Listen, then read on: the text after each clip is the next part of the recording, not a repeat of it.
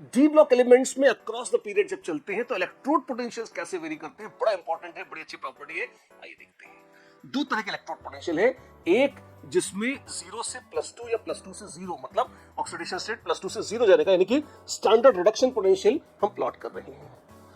कुछ theoretical values मानी जाती हैं ऑरेंज वाली, लेकिन काम की है येलो वैल्यूज जो ऑब्जर्व्ड वैल्यूज हैं, जो एक्सपेरिमेंटली देखी गई है।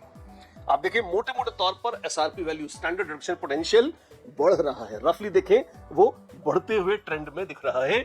2 बार डिप आ रही है मैंगनीज पे और जिंक पे। क्या मतलब है इसका?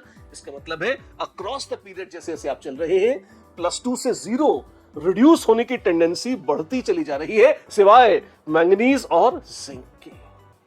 अच्छा, तो ये 2 एक्सेप्शन है, मैंगनीज और जिंक। आप ये येलो ट्रेंड देखिए, ये ऊपर जाया डिप, फिर ये ऊपर जाके इसको छोड़ दीजिए, ये टिक टिक टिक टिक ये ऊपर जा रहा है और फिर डिप आ रही है। तो 2 डिप ही है, कौन सी? मैंगनीज की और जिंक की। अच्छी बात है। तो across the period oxidation state of या स्टेबिलिटी ऑफ +2 स्टेट क्या हो रही है अक्रॉस द पीरियड? आप देखते हैं वैसे तो ठीक है +2 स्टेट की स्टेबिलिटी बढ़ती है, लेकिन यहां पर वो +3 के मुकाबले है।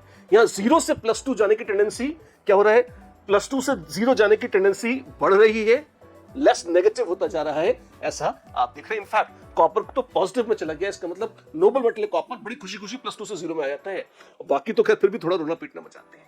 इसी तरह से +3 से +2 का रिडक्शन पोटेंशियल ये अलग चीज है, ये बताता है कि +3 और +2 में से ज्यादा स्टेबल कौन है। अक्रॉस द पीरियड ट्रेंड क्या है? अक्रॉस द पीरियड आप देखिए -2.1 से शुरू होता है, -0.372540, ये लगभग कांस्टेंट सा है, हल्का सा कम ज्यादा हो रहा है, डजंट मैटर मच।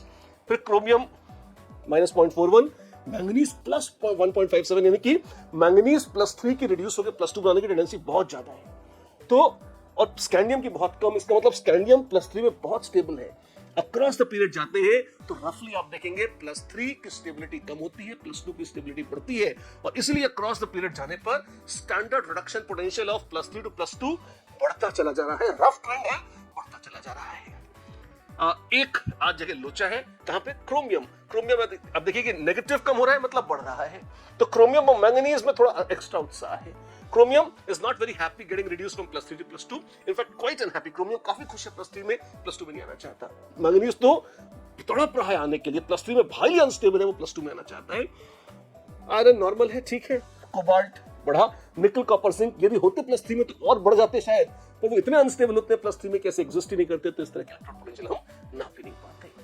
तो ओवरऑल ट्रेंड है +3 की स्टेबिलिटी घटती है, +2 की स्टेबिलिटी बढ़ जाती है across the period D block में चलने पर।